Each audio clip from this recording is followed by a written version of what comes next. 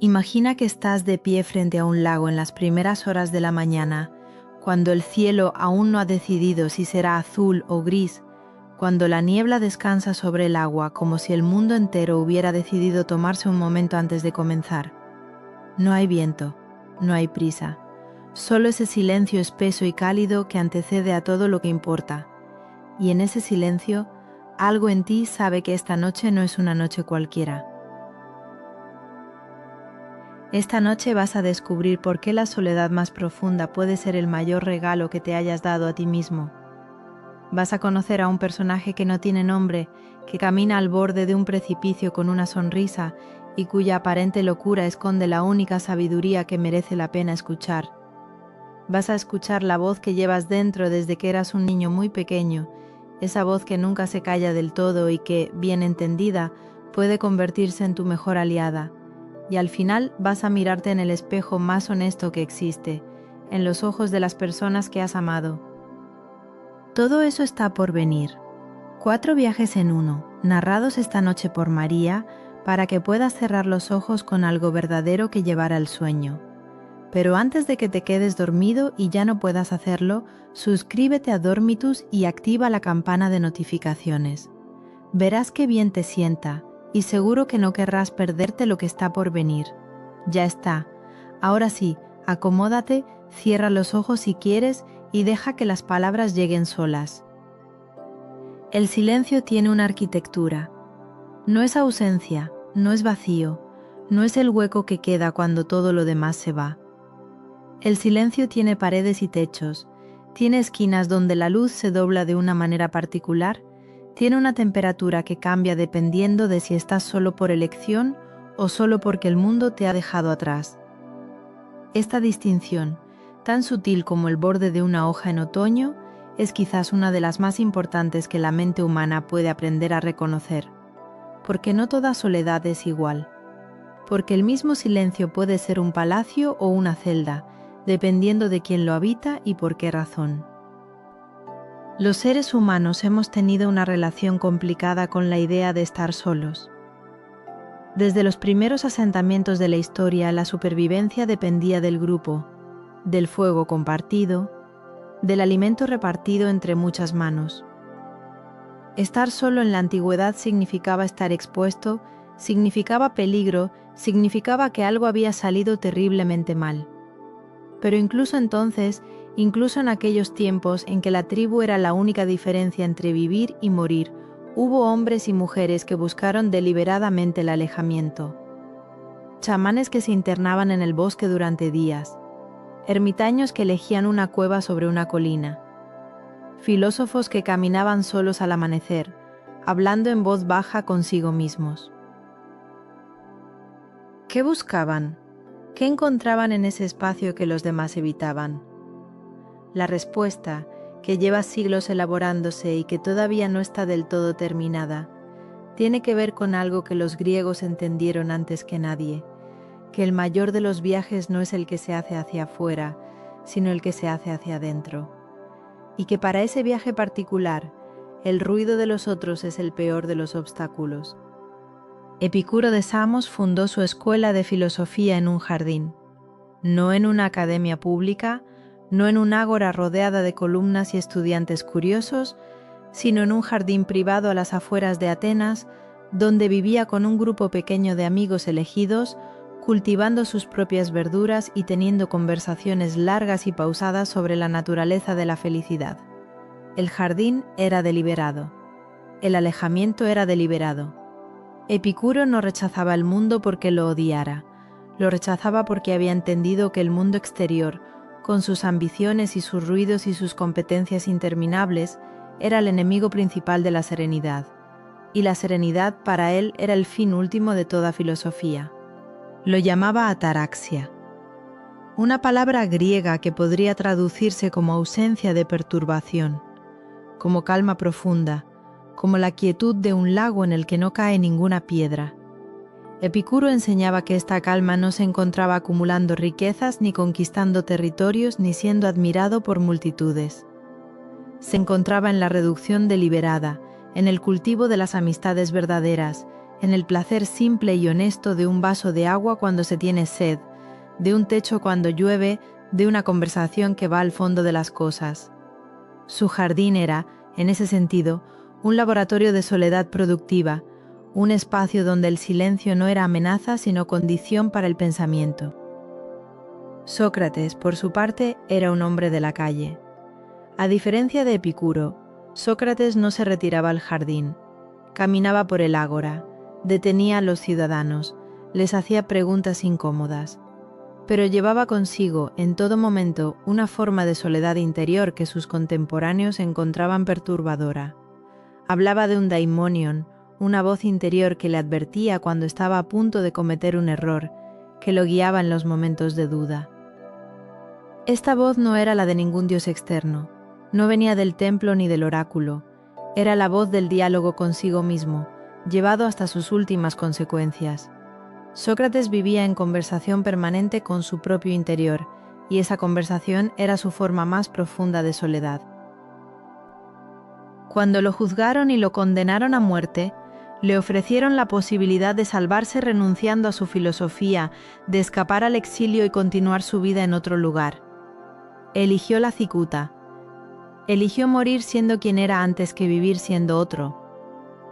Esta elección, que a sus jueces les pareció incomprensible, era la consecuencia lógica de alguien que había aprendido a vivir consigo mismo con tal profundidad que ya no podía traicionarse sin traicionar también lo único que consideraba verdadero. La soledad de Sócrates era su integridad. Pero si hubo una escuela filosófica que convirtió el arte de estar solo en una disciplina completa, en una práctica diaria tan rigurosa como el ejercicio físico, esa fue el estoicismo. Y dentro del estoicismo, pocos pensadores encarnan este ideal con tanta claridad y con tanta belleza literaria como Lucio Anneo Séneca. Imagina a Séneca en Nápoles, hacia el año 60 de la era común. Tiene ya casi 70 años, una edad considerable para aquellos tiempos, y ha pedido retirarse de la corte imperial, donde durante años ejerció como consejero del joven Nerón, con resultados que ninguno de los dos pudo prever. La política de Roma lo ha desgastado, las intrigas lo han cansado, y Séneca sabe, con esa lucidez que le viene de décadas de práctica filosófica, que le queda poco tiempo. Así que escribe cartas largas, meditativas, a su amigo Lucilio, un funcionario romano, con quien mantiene una amistad epistolar que se convertirá en uno de los documentos más íntimos y más reveladores de toda la antigüedad. Estas cartas, que conocemos como las epístolas morales a Lucilio, son en realidad una conversación de Séneca consigo mismo. Lucilio es el pretexto, el interlocutor imaginado que le permite a Séneca pensar en voz alta con una honestidad que la conversación pública no toleraría. Y en esas cartas, una y otra vez, Séneca vuelve al mismo tema, la necesidad de retirarse para encontrarse. Recede in te ipse, escribe en latín, recógete en ti mismo. La frase no es una invitación a la introversión patológica ni una recomendación de evasión. Es una instrucción precisa sobre cómo encontrar, en el silencio propio, la fuente de todo pensamiento verdadero. Séneca describía cómo el ruido de la ciudad lo perturbaba. Vivía cerca de los baños públicos de Roma y podía escuchar el griterío de los bañistas, el silbido de los vendedores ambulantes, el golpe del mármol cuando alguien recibía un masaje demasiado enérgico. Y sin embargo, escribía, el verdadero ruido no era ese. El verdadero ruido era interior, la ambición que no se satisface, el miedo que no se nombra, la comparación constante con los otros que convierte la vida en una competencia sin fin. Retirarse de ese ruido, para Séneca, era el primer y más difícil de todos los trabajos filosóficos. Marco Aurelio era, en teoría, el hombre más poderoso del mundo conocido. Era el emperador de Roma en los años que van del año 161 al 180 y gobernó un imperio que se extendía desde las costas de Escocia hasta las orillas del Éufrates. Pasó gran parte de su reinado en campaña, en los fríos y hostiles territorios del norte de Europa, luchando contra las tribus germánicas que presionaban las fronteras del imperio. Y en esas noches de campaña, Sentado en su tienda de general mientras el viento rugía afuera y los soldados dormían envueltos en pieles, Marco Aurelio escribía en griego sus propias reflexiones. Las llamó simplemente reflexiones para sí mismo. No las escribió para ser publicadas ni para ser leídas por otros. Las escribió como un ejercicio diario de filosofía estoica, como una forma de recordarse a sí mismo en medio del poder y la violencia y la complejidad brutal de gobernar un imperio, quién era en realidad y a qué tenía que aspirar. Muchos de sus párrafos comienzan con el nombre propio, como si Marco Aurelio necesitara llamarse a sí mismo por su nombre para asegurarse de que seguía siendo él y no simplemente el papel que el mundo le había asignado. La soledad de Marco Aurelio era, paradójicamente, la más extrema que uno puede imaginar.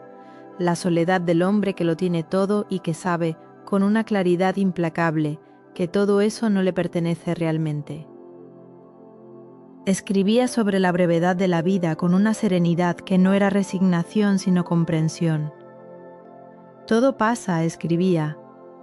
Los reyes y los filósofos, los sabios y los necios, todos se van igual. Y lo único que queda, lo único que tiene algún valor duradero, es la calidad del pensamiento que uno cultiva mientras está aquí. Esta era su soledad, una habitación interior a la que se retiraba cada noche, independientemente de cuántas personas lo rodearan, independientemente de las batallas que hubiera librado ese día o de las decisiones que hubiera tomado. Una habitación que nadie podía invadir y de la que nadie podía expulsarlo. La tradición filosófica griega y romana, con toda su riqueza y su complejidad, llegó a un punto de síntesis extraordinaria muchos siglos después en las orillas de un estanque en Massachusetts. Era el año 1845 y un joven escritor llamado Henry David Thoreau decidió hacer algo que sus contemporáneos encontraron incomprensible y que la posteridad encontraría profético: construir una pequeña cabaña de madera a las orillas del lago Walden, en los bosques de Concord, y vivir allí solo durante 2 años, 2 meses y 2 días. La cabaña era pequeña, apenas suficiente para una cama, una mesa, 3 sillas y una chimenea. Thoreau construyó buena parte de ella con sus propias manos, usando madera que cortó él mismo de los árboles cercanos. No tenía vecinos, no tenía obligaciones sociales, no tenía el ruido perpetuo de la ciudad de Boston que quedaba a pocas millas de distancia. Tenía el bosque, el lago, las estaciones, los animales, el silencio enorme y generoso de la naturaleza que hace su trabajo sin pedirle permiso a nadie. Lo que escribió sobre esa experiencia, publicado en 1854 con el título de Walden, o La vida en los bosques, es uno de los textos más influyentes de la literatura americana y al mismo tiempo uno de los ensayos más hermosos que se han escrito sobre la soledad elegida. Thoreau no era un hombre huraño ni un misántropo. Tenía amigos, tenía conversaciones, tenía una madre que vivía a poco menos de 2 kilómetros y a quien visitaba con frecuencia. Pero entendía que ciertos tipos de pensamiento solo son posibles en ciertas condiciones de silencio y que la civilización, con sus exigencias y sus rituales y sus ruidos, no siempre creaba esas condiciones. Describía las mañanas en Walden con una precisión sensorial que hace que uno casi pueda olerlas. El vapor que subía del lago al amanecer cuando el sol comenzaba a calentar el agua fría de la noche anterior, el sonido del primer pájaro, siempre el mismo tipo de pájaro, siempre a la misma hora, como un reloj biológico puesto al servicio de la belleza. El crujido de la madera de la cabaña al calentarse con el fuego, la forma en que la luz entraba por la única ventana y dibujaba un rectángulo dorado sobre el suelo de tierra. Thoreau prestaba atención a estas cosas con una intensidad que solo es posible cuando no hay distracciones compitiendo por tu mirada, cuando el mundo exterior se ha aquietado lo suficiente como para que el mundo interior pueda hablar. Escribía también sobre el tiempo, sobre cómo el tiempo se dilata en soledad, sobre cómo un día en el bosque puede contener más experiencia real que una semana entera en la ciudad, donde cada momento está ocupado por obligaciones ajenas y el pensamiento propio apenas tiene espacio para respirar. Esta dilatación del tiempo es un fenómeno que la psicología moderna ha estudiado con interés y que tiene una explicación neurológica. Cuando el cerebro procesa experiencias nuevas o presta una atención inusualmente intensa a los detalles del entorno, la percepción del tiempo cambia. Los momentos se hacen más ricos, más densos, más reales. Thoreau no sabía esto en términos científicos, pero lo sabía en términos vivenciales. Lo sabía en los huesos. Hay una distinción que los psicólogos contemporáneos han estudiado con mucho cuidado y que separa dos experiencias que superficialmente parecen lo mismo, pero que en realidad son tan diferentes como la luz y la oscuridad. En inglés existe la ventaja de tener dos palabras distintas, solitude y loneliness. En español usamos la misma palabra, soledad, para referirnos a dos estados que tienen naturalezas completamente opuestas. La soledad elegida, la que buscaron Epicuro y Séneca y Thoreau, es una experiencia de plenitud, el ser que se encuentra consigo mismo, que se reconoce, que descansa en su propia compañía sin necesidad de aprobación externa. El aislamiento, en cambio, es una herida, la ausencia dolorosa de conexión, el sentimiento de haber sido excluido o abandonado, la experiencia de querer estar con otros y no poder. El neurocientífico John Cacioppo dedicó buena parte de su carrera a estudiar los efectos del aislamiento en el cerebro humano y sus hallazgos fueron sorprendentes. La soledad crónica, el tipo de soledad que se sufre en lugar de elegirse, tiene efectos fisiológicos mensurables. Aumenta los niveles de cortisol, debilita el sistema inmunológico, altera el sueño y con el tiempo puede tener efectos sobre la arquitectura misma del cerebro. El aislamiento no deseado es literalmente doloroso y el cerebro lo procesa con los mismos circuitos neuronales que procesa el dolor físico. No es una metáfora, el corazón roto duele de verdad. Pero el mismo Cacioppo, junto con otros investigadores, fue cuidadoso en señalar que esto no se aplica a la soledad elegida. Cuando alguien elige estar solo, cuando el aislamiento es una decisión consciente y no una imposición del mundo, el sistema nervioso responde de manera completamente diferente. La soledad voluntaria activa circuitos asociados con la reflexión profunda, con la consolidación de la memoria, con el procesamiento emocional. No estresa, libera. No daña, restaura. Donald Winnicott, el psicoanalista inglés, fue un paso más allá cuando argumentó que la capacidad de estar solo es una señal de madurez emocional, una habilidad que se desarrolla gradualmente y que indica que el individuo ha interiorizado suficientemente la presencia de los otros como para no necesitarla constantemente de manera externa. Piensa en eso un momento. La capacidad de estar solo no como una carencia, sino como una conquista. No como la ausencia de los otros, sino como la evidencia de que los otros ya están dentro de nosotros, que los hemos integrado tan profundamente, que podemos llevarlos a todas partes sin necesitarlos físicamente presentes. Esta es la paradoja hermosa de la soledad madura. Cuanto más profundamente has amado y has sido amado, más cómodo te sientes estando solo, porque no estás realmente solo nunca. La historia de la creatividad humana es, en gran medida, una historia de soledad elegida. Ludwig van Beethoven, en los años en que su sordera se volvía cada vez más profunda y el mundo sonoro que había habitado toda su vida se iba cerrando como una puerta lenta, compuso algunas de sus obras más extraordinarias. Las últimas sonatas para piano, los últimos cuartetos de cuerda, la novena sinfonía, compuesta en un silencio casi total, son documentos de lo que ocurre cuando un espíritu humano es forzado hacia una soledad radical y elige hacer de ella un material de construcción en lugar de un motivo de derrumbe. Beethoven no podía escuchar su música mientras la escribía.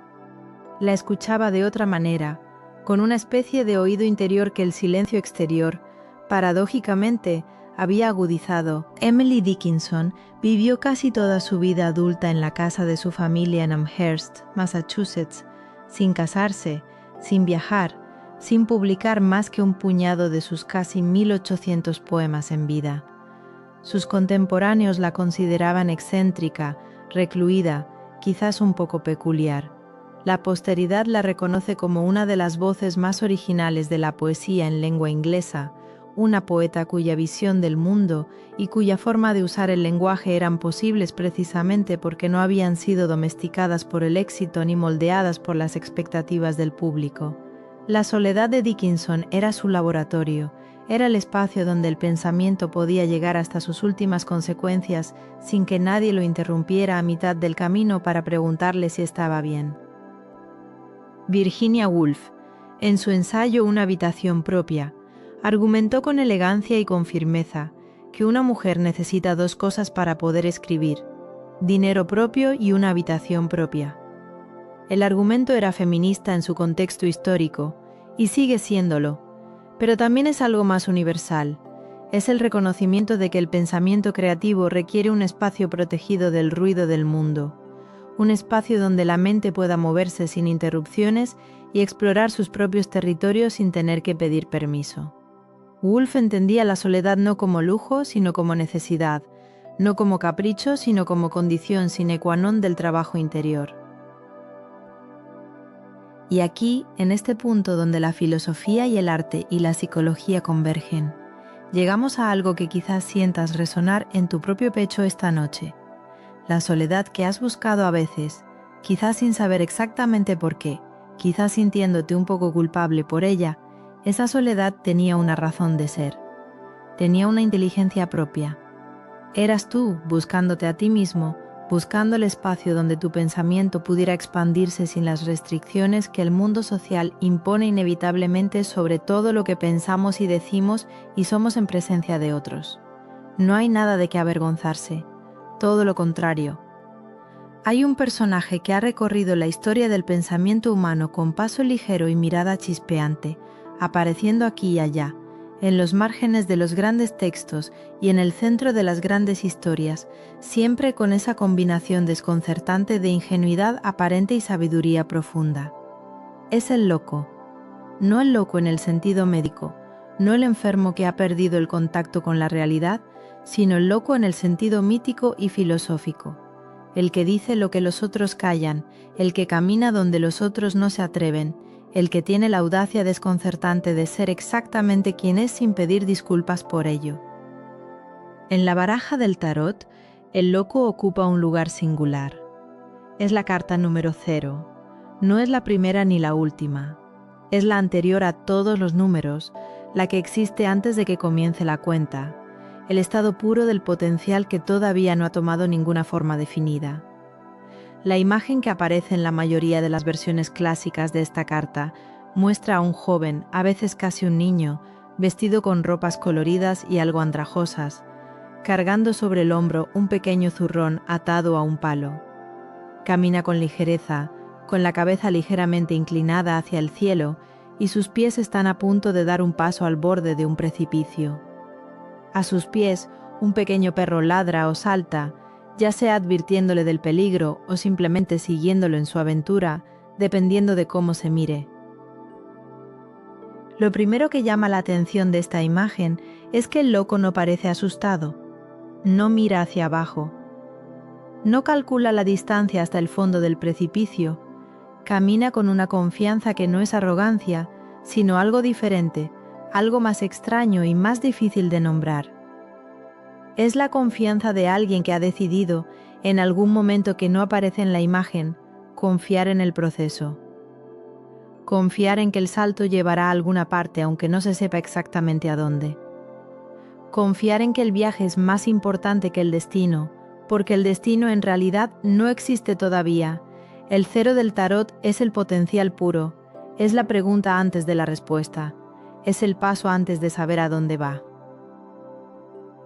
Erasmo de Rotterdam era un erudito del Renacimiento, uno de los hombres más cultos de su época, amigo de reyes y papas, consejero de príncipes y teólogos, y en el año 1511 escribió un texto que sus contemporáneos encontraron desconcertante y que la posteridad reconocería como una de las obras más inteligentes y más subversivas de su tiempo. Lo tituló Elogio de la locura, y en él dio la voz a una figura alegórica llamada Stultitia, la locura misma, que se dirigía a una audiencia imaginaria para explicar por qué era ella, y no la sabiduría convencional, la verdadera maestra de la vida humana. El argumento de Erasmo era elegante y mordaz al mismo tiempo. Los poderosos creen que son sabios, decía la locura, pero en realidad están atrapados en una ilusión de su propia construcción. Los teólogos debaten sobre asuntos que nadie puede conocer y llaman a eso ciencia. Los cortesanos se inclinan ante reyes que son tan mortales y tan falibles como cualquier otro hombre y llaman a eso política. Los filósofos construyen sistemas grandiosos sobre la naturaleza de la realidad y luego los derrumban entre sí y llaman a eso pensamiento. El loco, en cambio, dice lo que ve. El loco no tiene nada que perder porque ya ha renunciado a la aprobación del mundo. Y por eso el loco puede decir la verdad. Esta es una de las paradojas más hermosas de la tradición del loco sabio. Su aparente locura es en realidad una forma de libertad que los cuerdos no se permiten. El loco de Erasmo era subversivo porque no respetaba las jerarquías. Era peligroso porque no tenía miedo. Era profundamente honesto porque había abandonado la pretensión que la sociedad exige de todos sus miembros como precio de la pertenencia. Y al abandonar esa pretensión, al cruzar el umbral de la locura convencional, había encontrado algo del otro lado que a los cuerdos les estaba vedado. Shakespeare comprendía esto con una profundidad que ningún otro dramaturgo de su época igualó. En El Rey Lear, una de sus tragedias más devastadoras, el bufón del rey es el único personaje que ve con claridad lo que está ocurriendo desde el principio. Mientras Lear comete el error trágico de dividir su reino y de confiar en las hijas que le dicen lo que quiere escuchar en lugar de en la hija que le dice la verdad, el bufón está ahí, con sus bromas y sus acertijos y sus canciones absurdas, señalando el abismo que se aproxima. Lear lo llama loco. El loco sabe que el loco es Lear. Hay una escena en el tercer acto de esta obra que se cuenta entre las más memorables del teatro occidental. Lear, despojado ya de su poder y de su cordura, camina por la tormenta seguido de su bufón. La lluvia cae, el trueno retumba, el viejo rey ha perdido todo lo que creía que era él. Y es precisamente en ese momento de máxima desolación, en ese momento en que el precipicio del tarot se ha materializado de forma literal, cuando el bufón y el rey son iguales, cuando la distinción entre el cuerdo y el loco se disuelve, cuando lo que queda es, simplemente, la humanidad desnuda enfrentada a la tormenta. Shakespeare estaba diciendo algo que va mucho más allá del drama. Estaba diciendo que hay momentos en que la única respuesta honesta a la realidad parece una locura a los ojos del mundo, y que esos momentos son, a menudo, los más lúcidos de todos. Fyodor Dostoyevsky creó quizás el loco sabio más conmovedor de la literatura moderna en la figura del príncipe Myshkin, el protagonista de la novela que publicó en 1869 con el título de El idiota. Myshkin es un joven que padece epilepsia y que regresa a San Petersburgo después de años de tratamiento en Suiza, trayendo consigo una inocencia y una bondad que sus contemporáneos no saben cómo procesar. En la sociedad aristócrata y corrupta de la Rusia zarista, la bondad radical de Myshkin parece una enfermedad. Su incapacidad para mentir parece un defecto. Su amor genuino y sin cálculo parece una forma de debilidad. La novela es, en muchos sentidos, un experimento filosófico. ¿Qué le ocurre a un ser humano genuinamente bueno cuando entra en contacto con un mundo que no ha construido sus reglas para él? Y la respuesta de Dostoyevsky es al mismo tiempo hermosa y devastadora. El idiota, el loco, el inocente, sirve de espejo. En su presencia, todos los demás personajes se revelan tal como son. Sus mentiras quedan expuestas, sus egoísmos quedan evidentes, sus pequeñeces quedan al descubierto.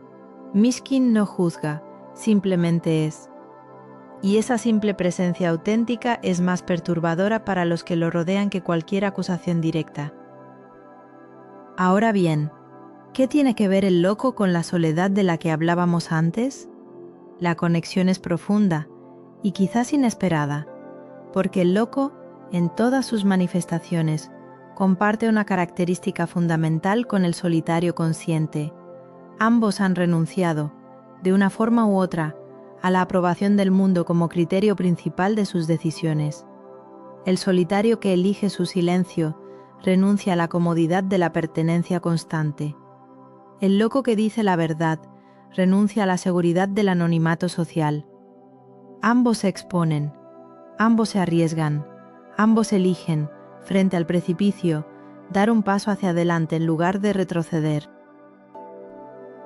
Hay algo que el loco tiene y que el solitario necesita, y viceversa. El loco tiene el coraje de la exposición, la disposición a ser visto y juzgado y quizás ridiculizado. El solitario tiene la paciencia del silencio, la capacidad de habitar el espacio interior sin llenarlo inmediatamente de ruido. Cuando estas dos cualidades se combinan, cuando alguien tiene el coraje de estar solo en su verdad, ocurre algo que no tiene nombre exacto en ningún idioma, pero que todos reconocemos cuando lo vemos. La autenticidad plena. La persona que es exactamente quien es, en público y en privado, con testigos y sin ellos, porque ya no distingue entre una cosa y la otra. Joseph Campbell, el mitólogo norteamericano que dedicó su vida a estudiar los patrones que se repiten en los mitos y los relatos de todas las culturas del mundo, identificó en la figura del héroe un patrón que llamó el monomito o el viaje del héroe. En ese patrón, que aparece en los mitos griegos y en los cuentos de hadas nórdicos y en las epopeyas hindúes y en las películas de Hollywood, hay un momento crucial que Campbell llamó el cruce del umbral. Es el momento en que el héroe abandona el mundo conocido, el mundo de las reglas familiares y las expectativas establecidas, y se adentra en el territorio desconocido, donde nada está garantizado y donde el único mapa disponible es el que uno va dibujando a medida que camina.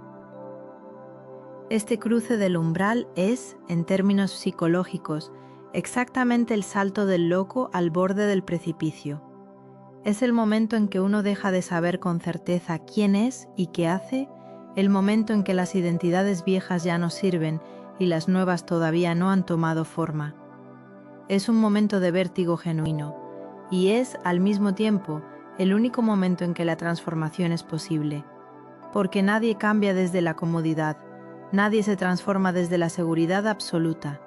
La metamorfosis requiere la destrucción previa de la forma anterior, y eso duele, y eso asusta, y eso se parece mucho a caer al vacío.